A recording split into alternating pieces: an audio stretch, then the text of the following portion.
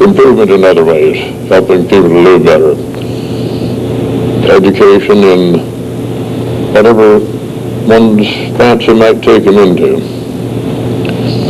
History, music, archaeology, anything whatever. Keep people's minds developing. Education need not be connected with the work. Maybe better if it's not. And point number 6 is training and retraining for the job. Point number 13 is elevating people's minds. No organization can survive with just good people. They need people that are improving. And the problem is people at the top. In any profession, the good ones are hard to find. Help people to be good ones. But the education need not be connected with the work. Keep people's minds moving. Dr. Deming's method is one of knowing how to organize for quality, how to continuously improve the product. Nothing is ever good enough, and that includes people. We can always learn more, and as we learn more, we can do better. Not if we just talk about it. Right. You better tell them the last of the 14 points. Point 14, do it. Number 14, let's get about it and do it.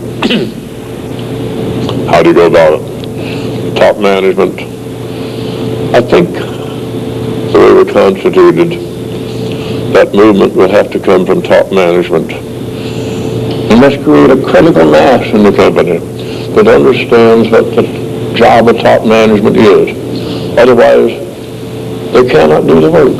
This critical mass. How do you go about it? By seminars, teaching, providing printed material, classes, anything that will do it. There's a minor industry now in providing managerial information, ways toward excellence. There's a national debate over competitiveness and how to make the economy work better. People are beginning to get concerned, and that, to me, is the greatest hope. The mere fact that we have reached a level where there's widespread concern, both at the management level and also at the public level, creates the possibility for a change. Now, we're not there yet. There are a few companies that have changed. There are a few companies that have changed and then fallen back on old ways when the going got very tough. But at least we're beginning to understand the nature of the problem. And as long as we understand that, we have a running chance. Can you see hope, Dr. Deming? Provided top management will take the trouble to look around and see what the problems are. Read Dr. Reich's book, find out what's going wrong. And then, as Dr. Reich mentioned a while ago, work together collectively. Industry, stockholders, everybody work together. It can be done. It can be done. You think there's not enough intelligence, knowledge in this country to do it? It's perfectly ridiculous to think that we can't do it, but I think the idea of working together is absolutely vital. Without that, it will not happen. No one company can survive by itself. I don't care how big it is, one cannot survive by itself. It must have customers, must have suppliers. And if it's going to have competitors, it should have good ones. Well, you know, the whole American system celebrates the individual achievement and individual responsibility. And the system that both of you describe is one that success hinges on teamwork. How does this fit into what you're describing?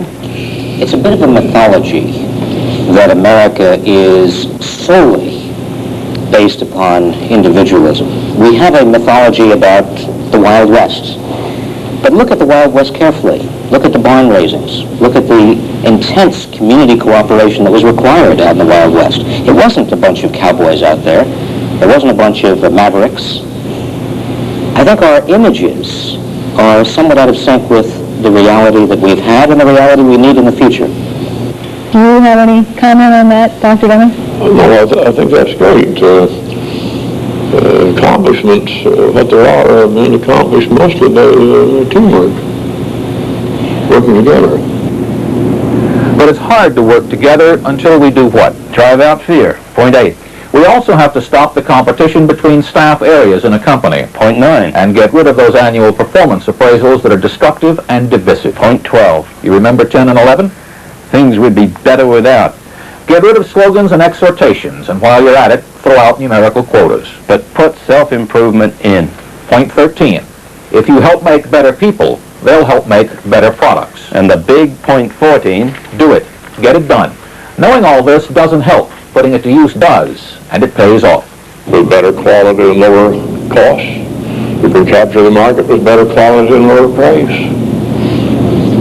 It'll help you to stay in business, provide jobs, more jobs. It's all very simple. One has to know how to produce quality. What quality is, what's the ultimate aim, and quality goes all the way through an organization.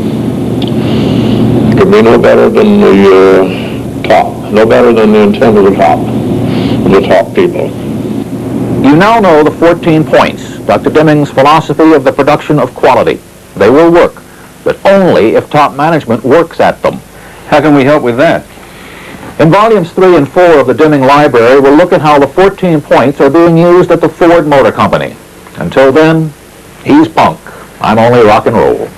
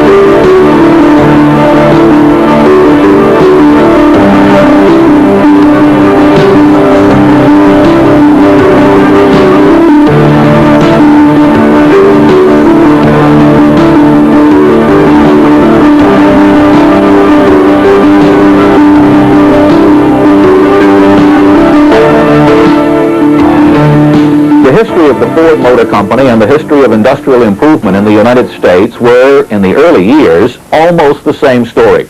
The standard production line, decent wages for industrial workers, that was all Ford. Then the company began to fall behind, to lose to other companies. Prestige was not all it lost. In the 1979-82 recession, Ford Motor Company lost not quite $2.5 billion. But during the recession, Ford gained something as well. The advice of Dr. W. Edwards Deming. In 1983, Ford started to make money again, a lot of it, more than it had made before the recession. But the priority was not to make money any way it could. At Ford, The new idea was to make money by making quality. I'm Lloyd Dobbins, and this is Punk the Penguin. G'day, mates, and welcome back to the Deming Library. This is Volume 3 in our series designed to teach Dr. Deming's method of quality production. It has been endorsed by Dr. Deming, and he has contributed to it. What are we talking about today? We aren't talking about anything. Donald Peterson is. He's the Ford man. Chairman and Chief Executive Officer, and the man who knew that Ford had to change, not because of the competition necessarily, nor because of Japanese imports, but because he knew that in the new economic age, Ford had to achieve continuous improvement. We could see that we simply weren't getting the job done that we wanted to do, that things were not proceeding the way we wanted them to proceed. And we were certainly jarred significantly by the very severe recession in the beginning of this decade, which focuses the mind beautifully. But I would say that the real driving force for causing change was a realization that there was a complete change occurring in the dynamics of the automobile business that we simply had to respond to. And in searching for the best possible ways to go about that change and casting around for sources of very good ideas, one of the finest and most thought-provoking resources we found was Dr. Deming. Mr. Peterson and other Ford officials found Dr. Deming in 1980 on television, a network news documentary entitled, "If Japan Can, Why Can't We?" I remember it well. I did it. And one of the producers was Claire Crawford Mason. She interviewed Mr. Peterson. Several of us happened to catch a white paper that NBC had, something to the effect of title, "If Japan Can Do It, Why Can't We?"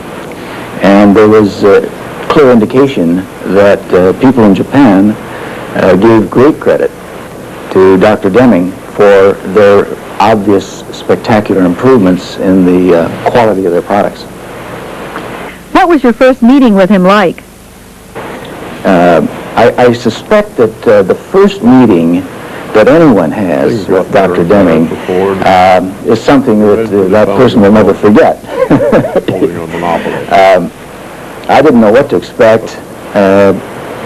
I do especially remember that Dr. Deming clearly was testing me to see if I was serious about improving matters at Ford and about taking the steps necessary so that Ford would indeed provide the best possible products and services to our customers.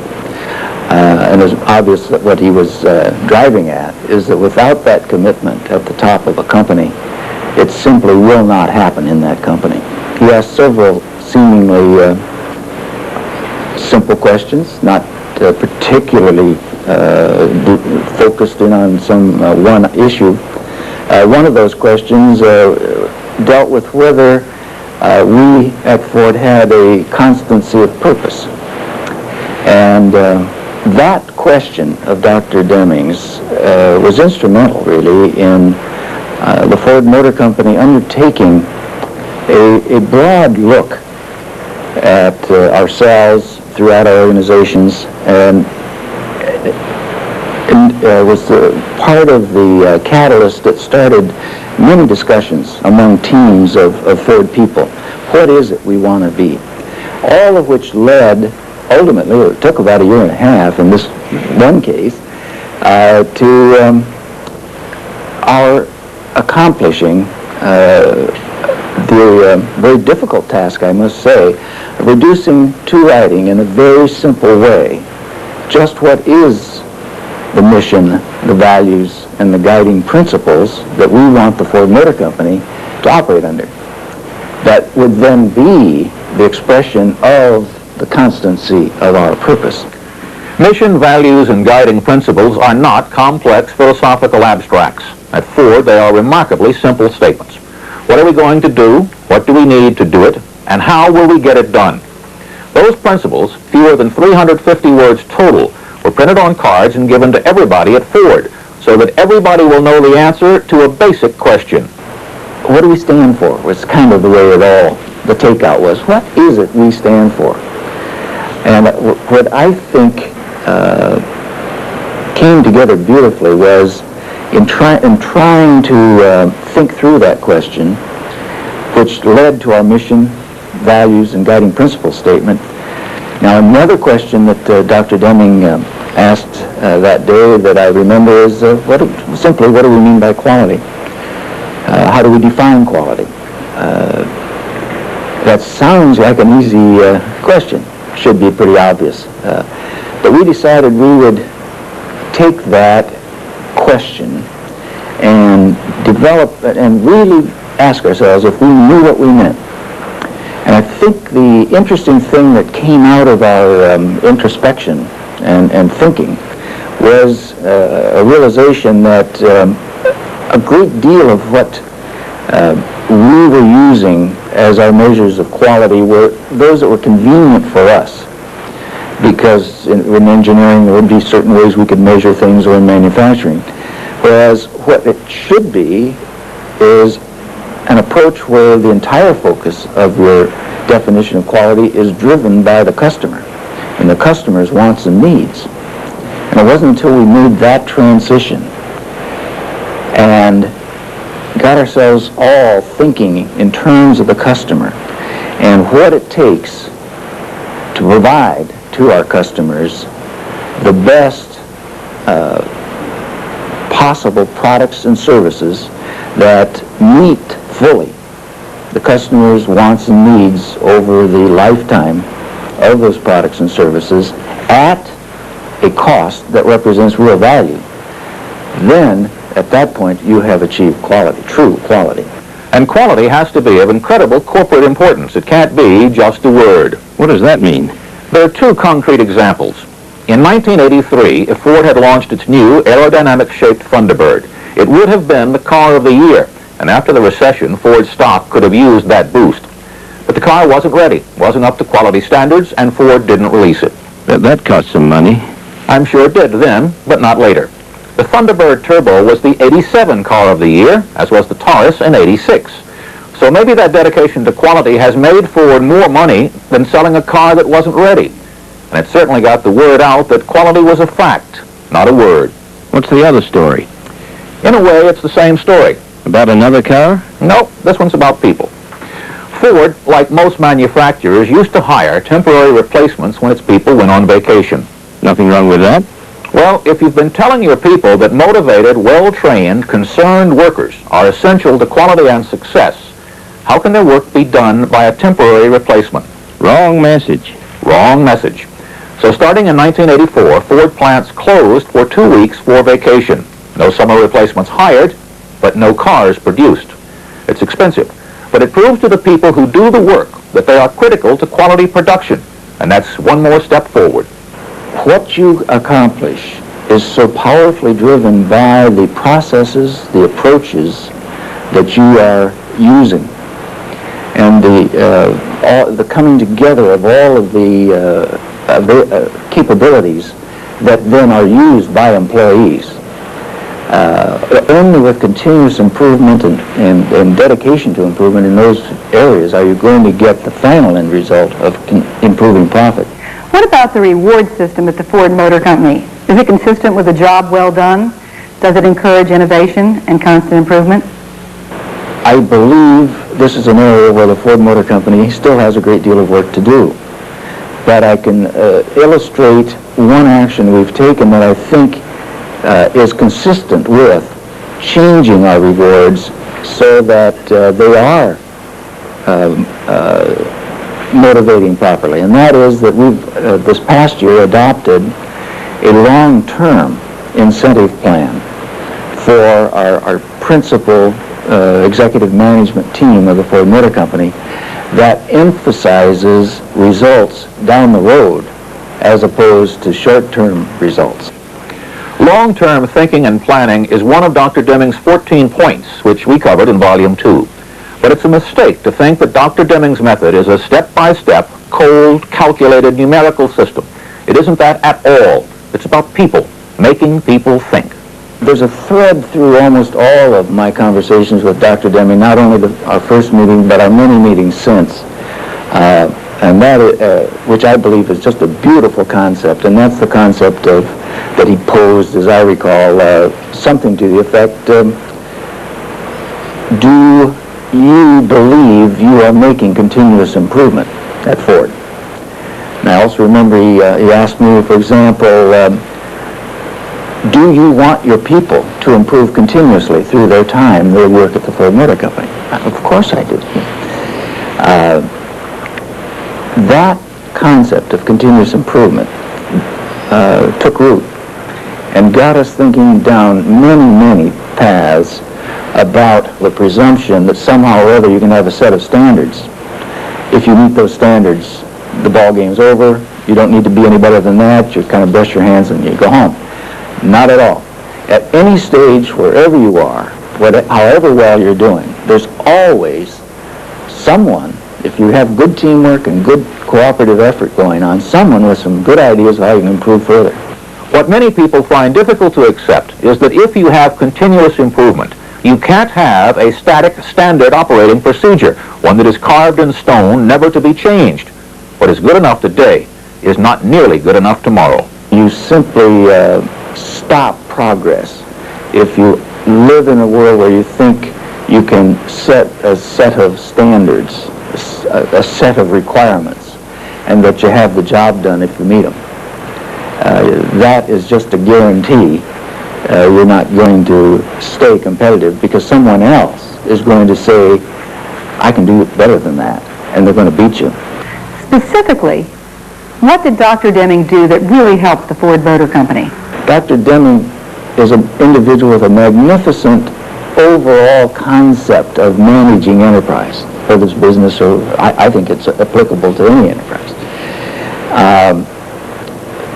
So his questions and his concepts and his 14 points that Dr. Deming articulates so very well did a wonderful job of initiating and agitating the thought processes among a wide array of people at Ford Motor Company that helped us start the introspection, all of the soul-searching and rethinking of how we want to function, that then led to our coming to a conclusion of how should we apply his ideas to the specific elements, this specific, unique nature and quality of this group, Ford Motor Company.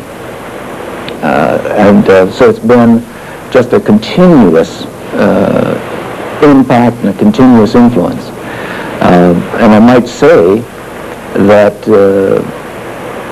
I can't think of any element of our society that can't take the basic ideas and the basic concepts and with some good hard thinking get real help from those ideas in adopting a set of principles and, to guide the efforts in that enterprise. It's worthwhile to remember that Donald Peterson, Chairman and Chief Executive Officer of the Ford Motor Company, was not a new boy willing to try anything to achieve success. He had success. And $1 or two, I suspect. Could be, but he also knew that Ford could do better, and he hired Dr. Deming to help Ford do it. The object, clearly, is to make a profit, a large profit if possible, but not in the way it is usually done. The priorities are different. Dr. Clare interviewed Mr. Peterson. He talked to Dr. Deming.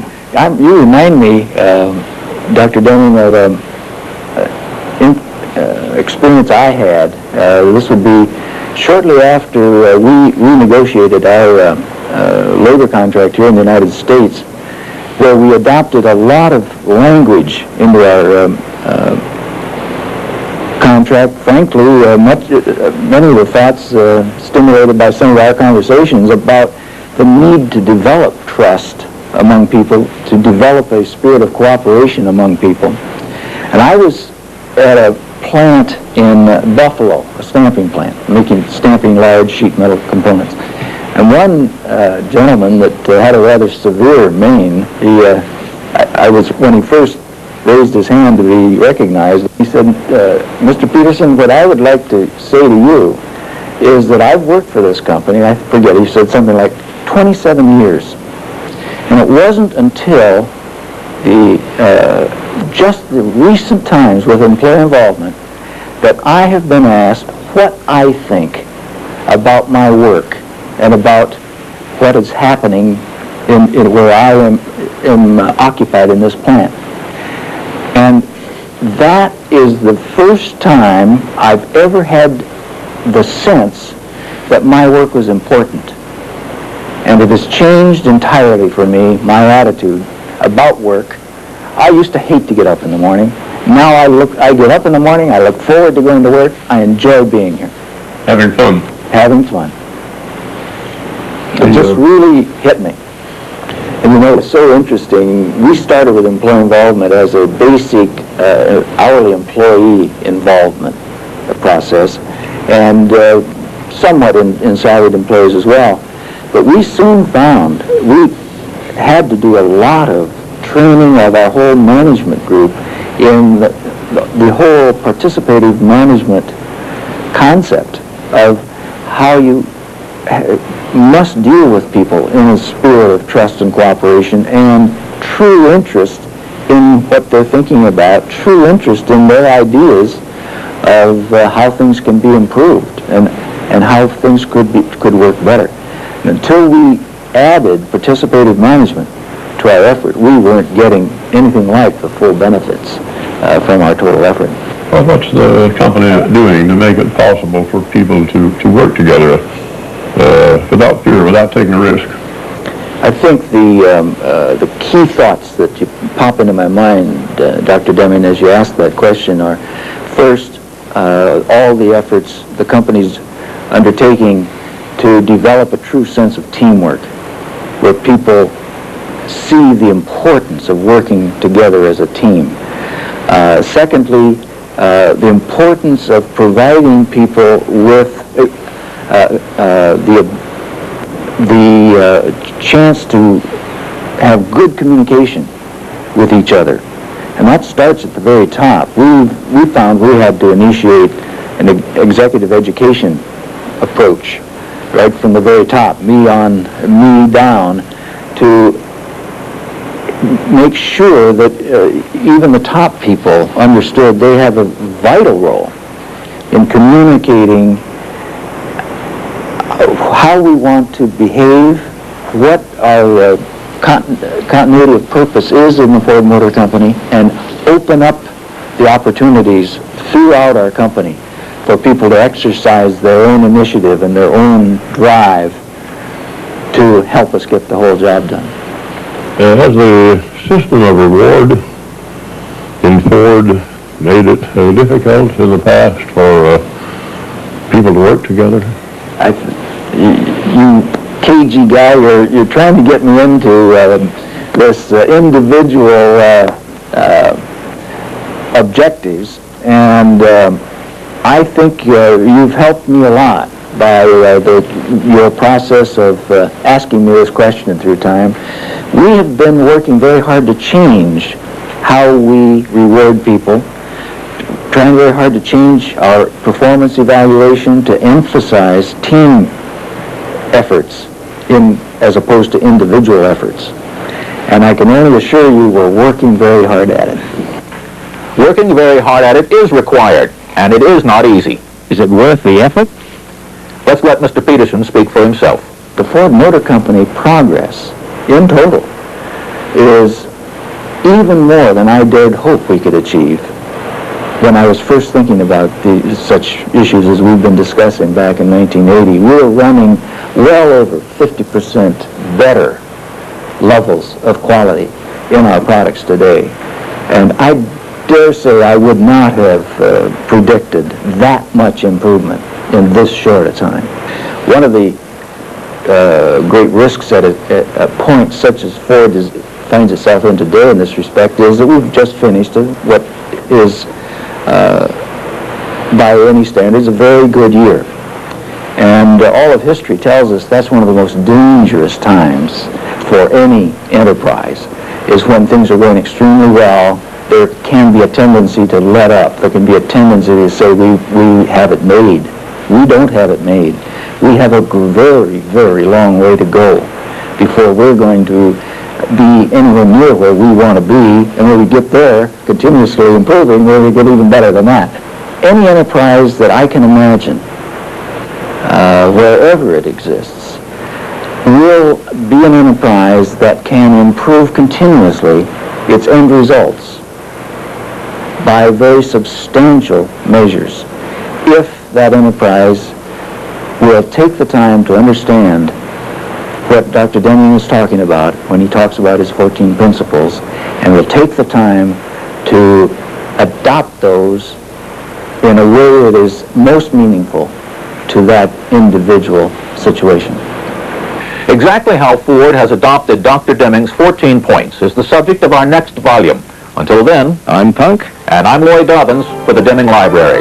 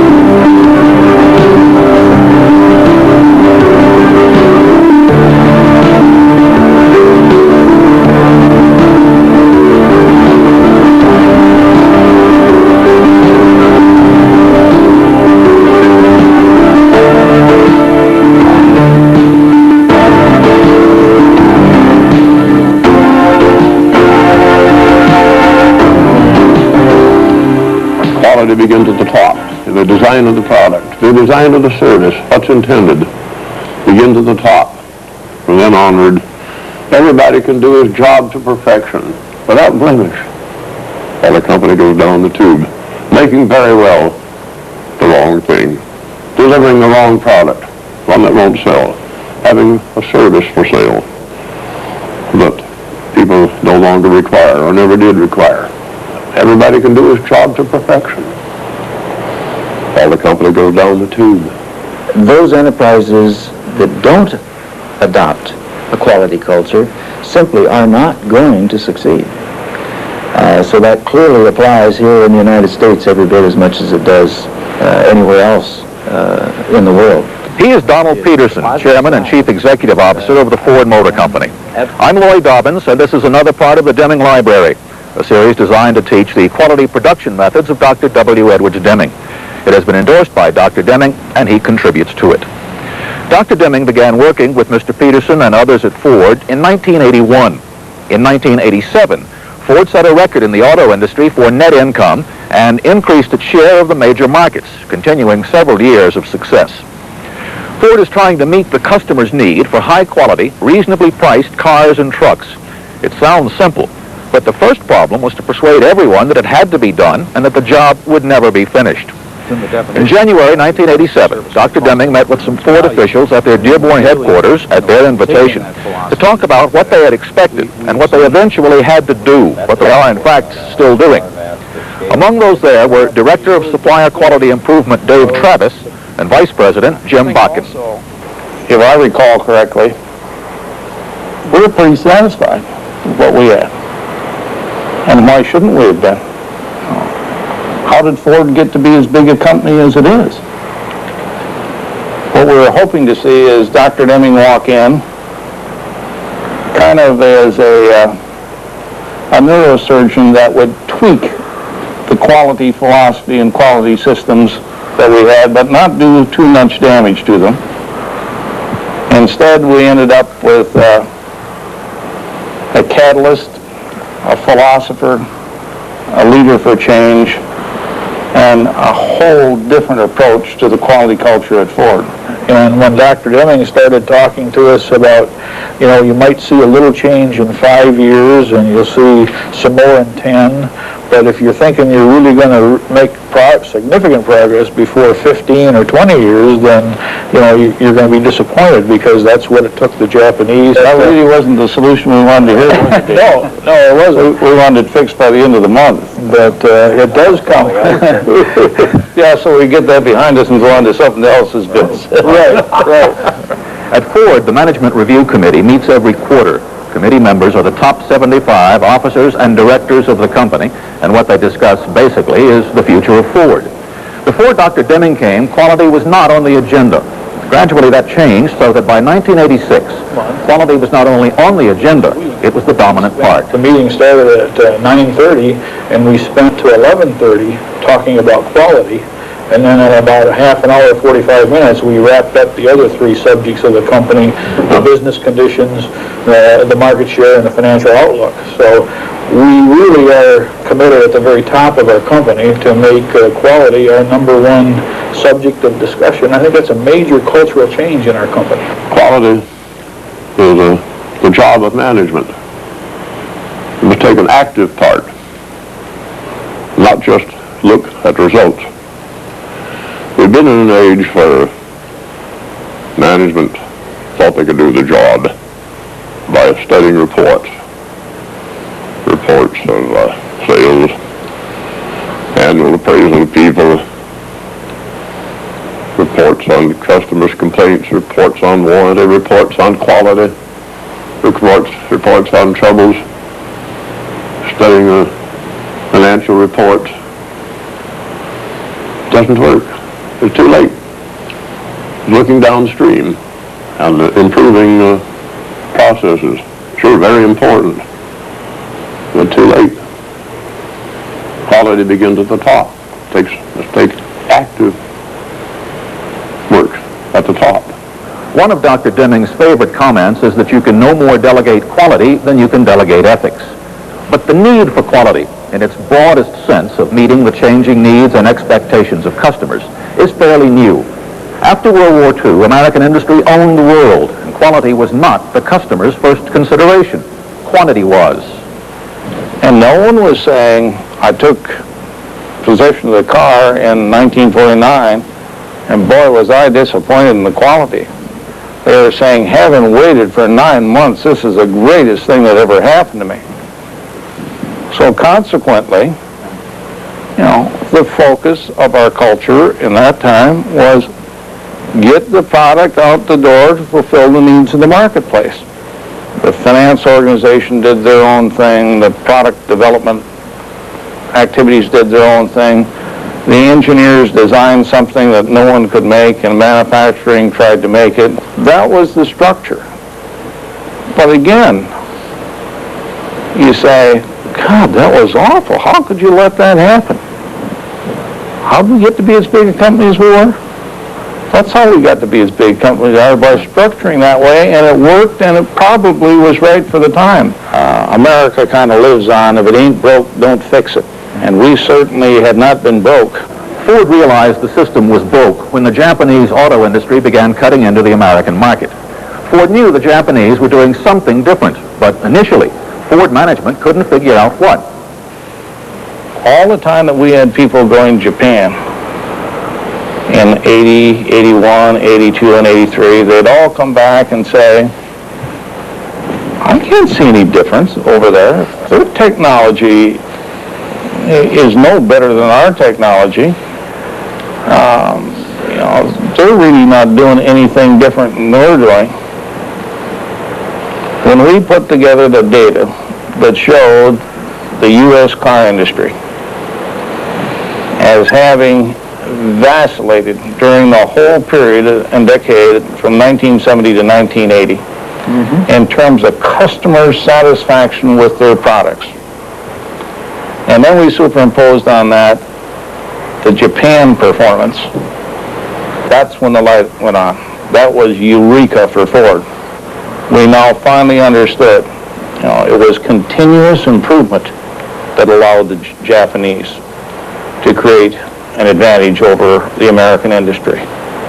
Never-ending improvement. That brings up a subject that I don't know if all of you know about, but we took Dr. Deming very seriously from the beginning. And we sat in the boardroom one day talking about this whole philosophy of never-ending improvement. And Philip Caldwell, our chairman at that time, said, that to me sounds like an awfully long time. As a result of that, we have switched to the word continuous improvement, which apparently doesn't sound like such a long time. It's never-ending. Never-ending. People outside Ford don't much care whether it's called never-ending or continuous. That isn't what they wonder about at all. Ford Chief Executive Officer Donald Peterson. The question that some people ask about whether continuous improvement is a practical concept to use for a profit-driven enterprise such as business is it a practical approach? I can't think of an approach that I consider more practical, because it is so all-pervasive in its potential for application. It simply doesn't matter what aspect of business you might wish to consider.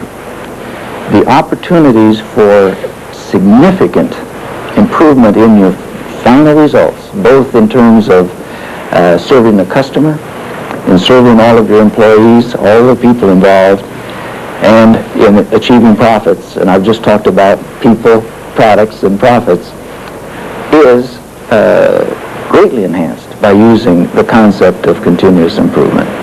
The peculiarity of continuous improvement is that it eventually benefits everyone, but it must start at the top. If it doesn't start at the top, it just can't get it to permeate the entire system. So that's another way you could say that's where quality has to begin, with me. I can remember pre-Dr. Deming, we had sent a lot of people to Japan and we saw quality circles.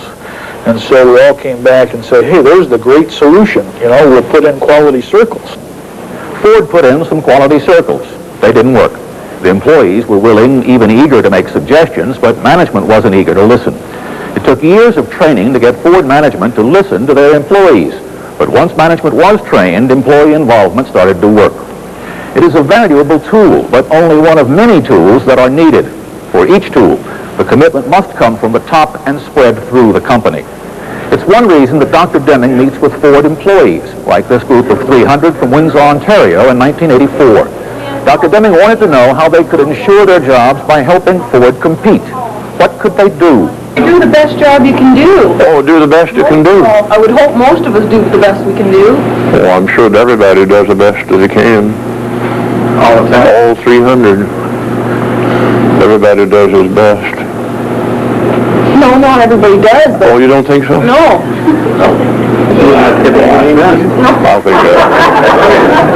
I think everybody does his best. But did you know that won't do it? Everybody doing his best won't do it. You have to know what to do. Just to do your best. It's not good enough. No. Not good enough. You have to know what to do and then do your best. It is part of Dr. Deming's message that is often difficult for people to understand. Hard work and good intentions are not enough. Unless you know what you're doing and why you're doing it, you cannot.